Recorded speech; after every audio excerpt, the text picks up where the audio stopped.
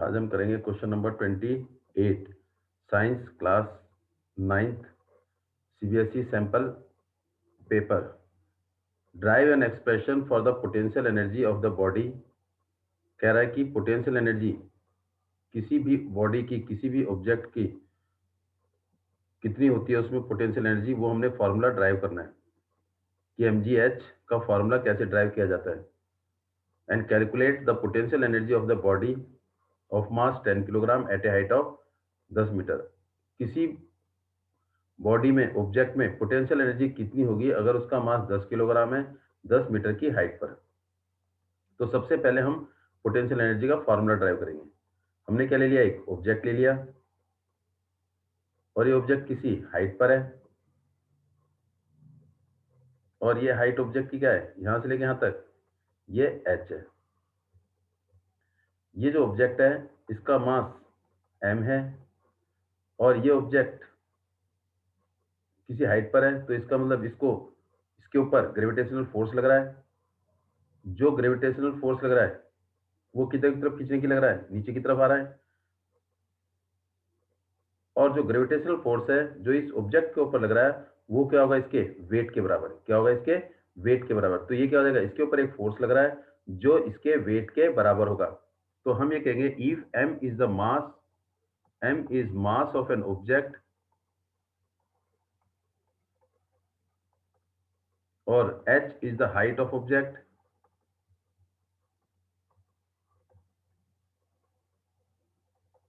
तो इसके ऊपर क्या लगेगा, इस पर फोर्स लग रहा है। तो gravitational force which is equal to the weight of the object, और ये क्या होगा, वेट ऑफ द ऑब्जेक्ट के बराबर। The gravitational force act on an object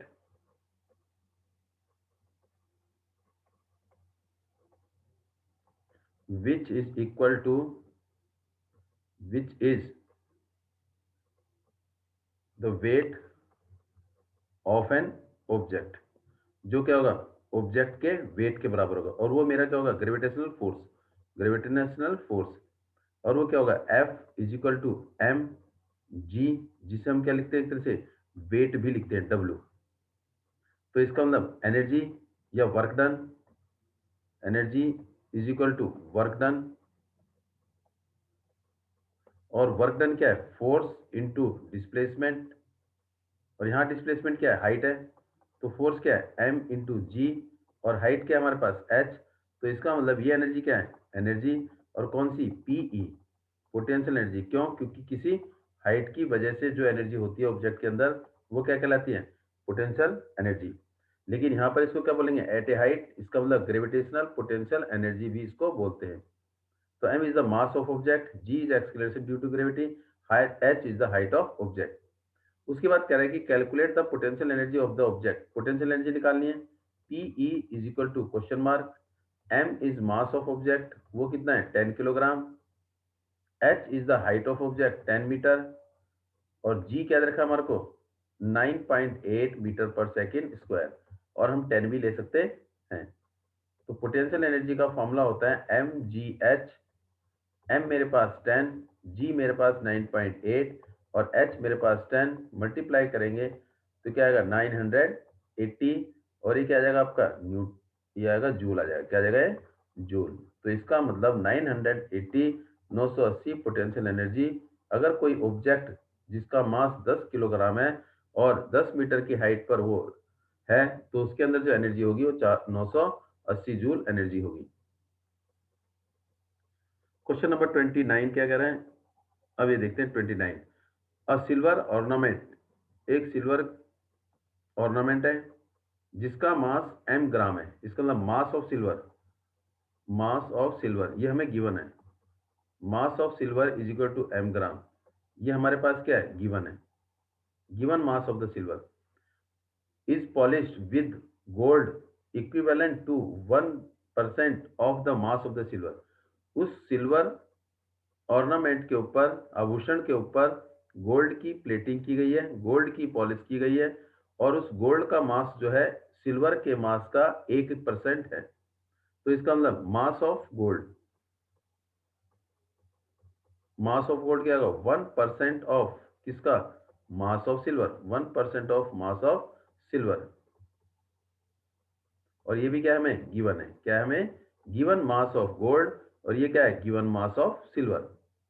तो इसका मतलब 1% ऑफ एम, तो इसका मतलब क्या हो गया मास ऑफ सिल्वर क्या एम, 1% लिया तो 1% हो गया, तो 1/100, और ये एम हो गया, तो ये क्या आएगा हमारे पास m/100, और ये क्या आ गया ग्राम आ गया। उसके बाद क्या पूछ रहा है, उसके बाद ये पूछ रहा है कि calculate the ratio of number of atoms of the gold and the silver. हमने क्या निकालना है, गोल्ड और सिल्वर के नंबर ऑफ एटम का रेशो निकालना है। इसका मतलब नंबर ऑफ एटम निकालना है, हमें पता है formula number of moles, number of moles का फॉर्मूला पता है। बोलिए नंबर ऑफ मोल्स का फॉर्मूला गिवन मास अपॉन में मोलर मास, गिवन मास अपॉन में मोलर मास आता है, गिवन मास अपॉन में मोलर मास, गिवन मास अपॉन में मोलर मास। उसके बाद क्या करेंगे, जब हमें गिवन मास दे रखा है और मोलर मास भी दे रखा है, मोलर मास हमें दे रखा है 108, किसका दे रखा है हमारे को सिल्वर का, 197 किसका दे रखा है गोल्ड का। तो हम निकालेंगे क्या, या नंबर ऑफ एटम्स अपॉन में एवोगैड्रोस नंबर, एवोगैड्रोस नंबर, और इसको लिखते हैं हम एन ए। तो सबसे पहले हम निकालेंगे, तो हमें नंबर ऑफ मोल्स की जरूरत नहीं है, इससे हम कंपेयर करेंगे, इस वाले फॉर्मूले से हम कैलकुलेट करेंगे। तो पहले निकालेंगे नंबर ऑफ एटम किसके, सिल्वर के, number of silver atom, number of silver atom ये निकालेंगे, अपॉन में Avogadro's number N A is equal to number of atom किसके सिल्वर के, अपॉन में Avogadro's number is equal to given mass, given mass silver का कितना है M, upon में मोलर मास कितना है 108, 108। तो number of silver atom, number of silver atom is equal to, ये इधर क्रॉस मल्टीप्लाई हो जाएगा, m into N A upon में 108। ये मेरे पास क्या आ गया इक्वेशन नंबर 1। अब निकालेंगे किसका, नंबर ऑफ गोल्ड एटम, इसके लिए भी यही फॉर्मूला लगाएंगे। तो क्या आएगा आपका, गोल्ड का मास कितना है m/100,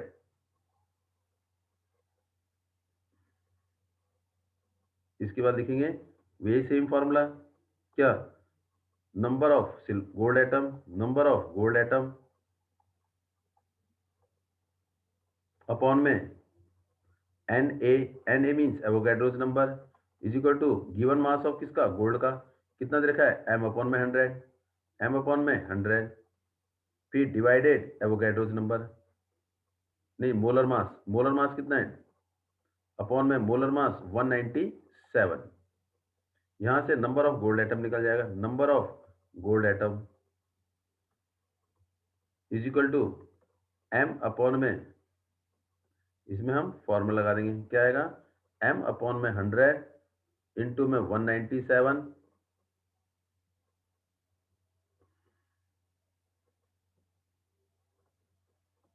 m/में 100 इंटू में 197, और ये n इधर जाए क्या हो जाएगा क्रॉस मल्टीप्लाई इंटू में एन ए। अब रेशो निकालना है, रेशो किसका निकालना है,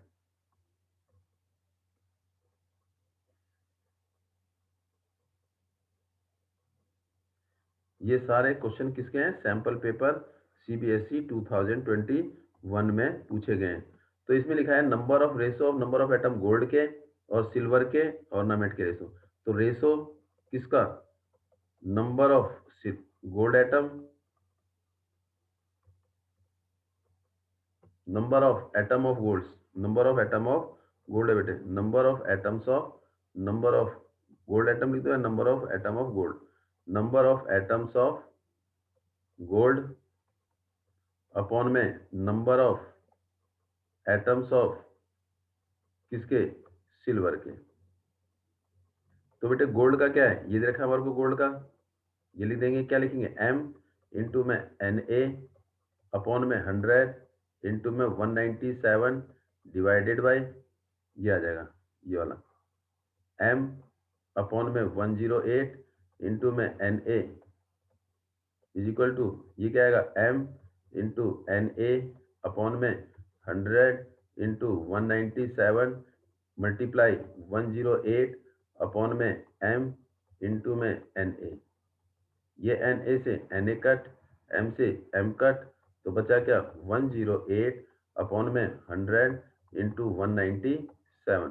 तो इसको सॉल्व करेंगे 1 अपॉन में 182.42 आएगा। तो ये हमारे पास क्या आ गया रेशो आ गया। तो रेशो क्या आएगा 1 रेशो 182.42। इसका मतलब अगर हमारे पास गोल्ड का एक एटम है तो सिल्वर के उसमें एटम कितने होंगे 182.42 एटम होंगे, मींस लगभग 182 एटम होंगे। इसका मतलब नंबर ऑफ एटम सिल्वर के गोल्ड के एटम से 182 टाइम 182 टाइम ज्यादा होंगे।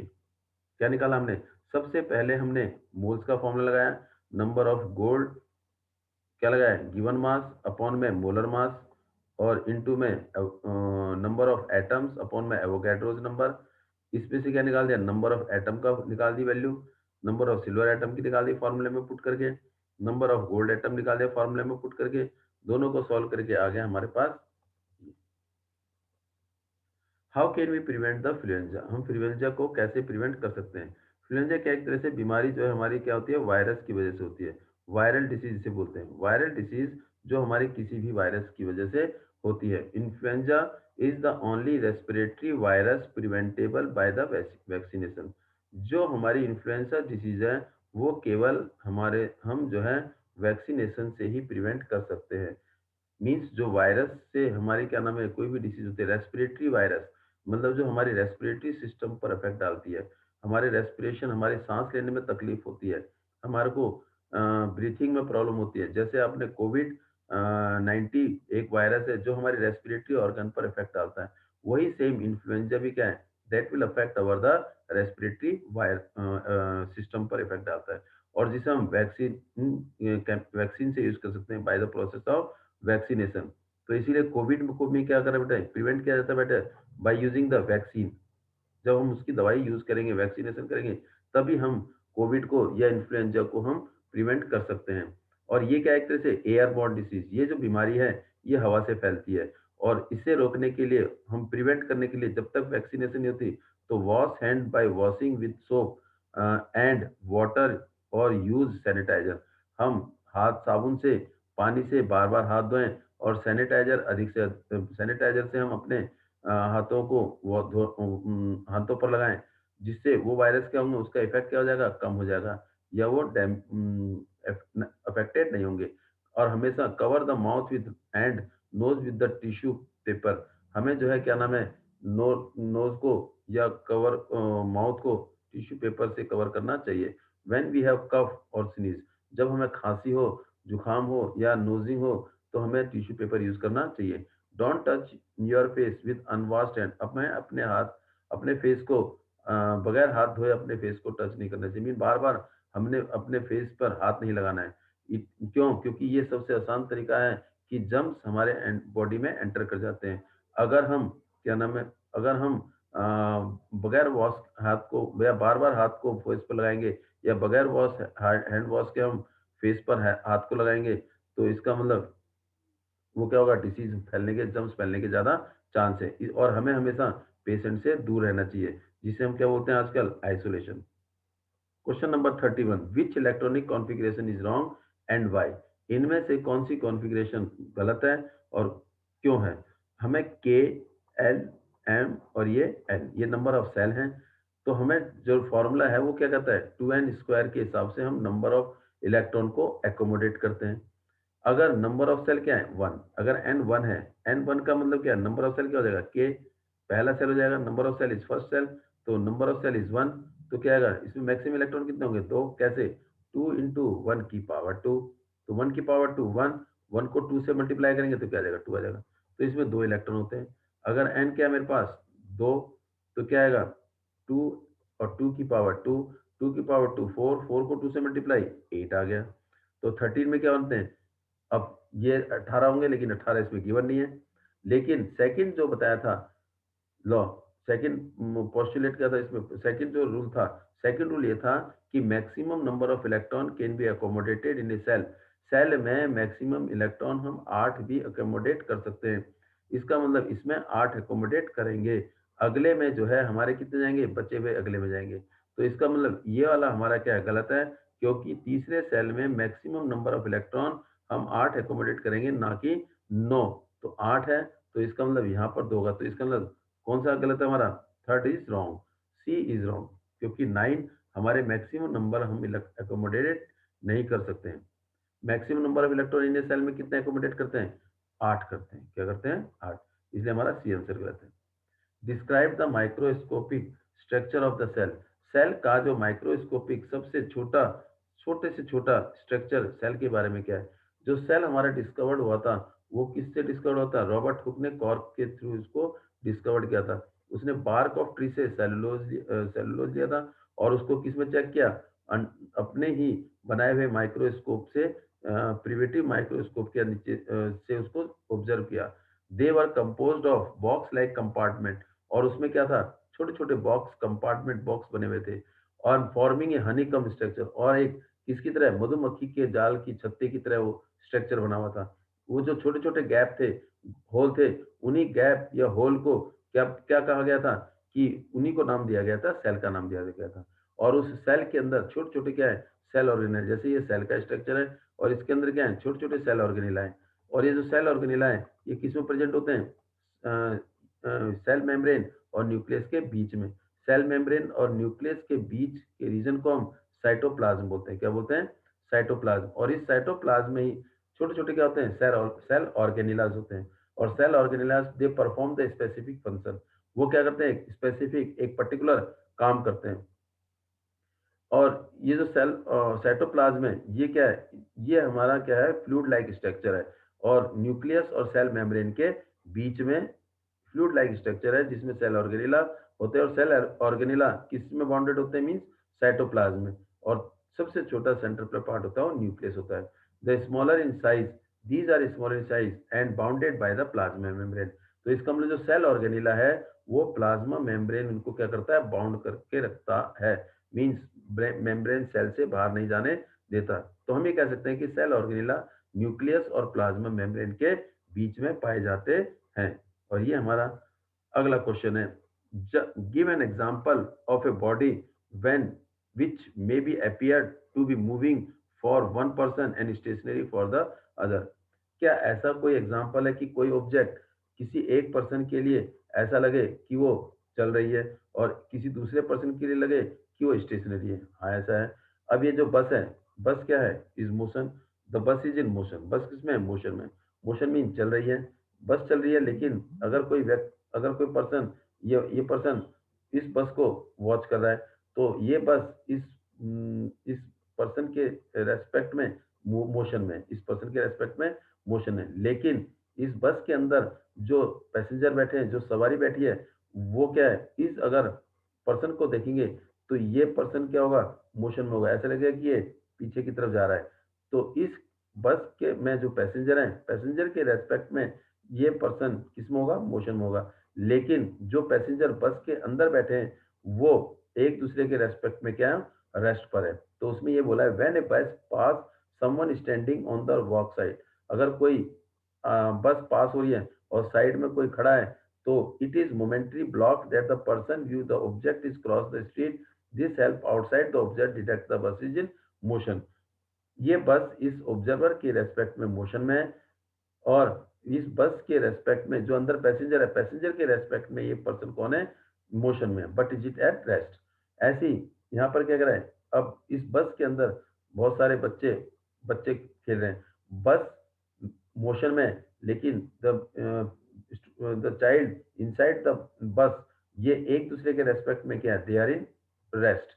लेकिन अगर जब ये बाहर देखेंगे, तो अगर बाहर देखेंगे तो ऐसा लगेगा कि जो बाहर कोई पेड़ या कोई पर्सन खड़ा है, तो that will be moving backward. वो ऐसे लगेगा कि वो पीछे की तरफ जा रहा है। इसके रेस्पेक्ट में, इनके रेस्पेक्ट में वो पर्सन किसमें है, मोशन में है। और लेकिन ये एक दूसरे के रेस्पेक्ट में क्या है, रेस्ट पर है। वो यही कह रहा है, the passenger in the moving bus observe that the trees, building as well as people on the road side appear to be moving backward. जो पैसेंजर हैं बस के अंदर वो पेड़ को, बिल्डिंग को और लोग को, जो रोड पर है, रोड की साइड में पेड़ पाए जाते हैं, बिल्डिंग होती है और लोग खड़े रहते हैं। वो ऐसा लगता है कि वो पेड़, वो बिल्डिंग, वो कि ऐसा लगता है कि वो पीछे की तरफ जा रही है। क्यों? क्योंकि बस आगे की तरफ जा रही होती है। उनको लगता है कि ये बिल्डिंग, ये पेड़ और ये जो ट्री है वो पीछे की तरफ जा रही है, backward. Similarly a person standing on the road side observe that the bus is moving forward direction. लेकिन बाहर अगर एक रोड पर एक पर्सन खड़ा है तो वो बस किधर की तरफ जा रही है? आगे की तरफ। लेकिन इस पर्सन की ऑब्जर्व में ये बस किधर की तरफ जा रही है? Moving forward direction. But at the same time each passenger in the moving bus और train observe his fellow passenger sitting and not moving. अगर लेकिन उसी में ही, उसी बस के अंदर जितने भी पैसेंजर हैं वो अगर एक दूसरे को चेक कर रहे हैं तो वो एक दूसरे के रिलेशन में, एक दूसरे के रेस्पेक्ट में वो सारे के सारे क्या हैं? रेस्ट पर हैं, बैठे हुए हैं, रेस्ट पर हैं। वो मूव नहीं कर रहे, वो मूव नहीं कर रहे। लेकिन जब बाहर देखेंगे तो उनको एक पर्सन मूवमेंट में नजर आएगा, मोशन में नजर आएगा। लेकिन जब पर्सन इस बस को देखेगा या पैसेंजर को देखेगा तो पैसेंजर और बस दोनों किस में आएंगे? मोशन में आएंगे। लेकिन जो बस के अंदर जो पैसेंजर हैं वो एक दूसरे के रेस्पेक्ट में क्या है? रेस्ट पर हैं। इसलिए हम कह सकते हैं कि मोशन और रेस्ट दोनों क्या है? एक दूसरे के रिलेटिव हैं, एक दूसरे के रेस्पेक्ट में रिलेटिव मोशन इंडिकेट करते हैं। और इसके बाकी बचे हुए क्वेश्चन हम नेक्स्ट वीडियो में चेक करेंगे। Now thanks for today.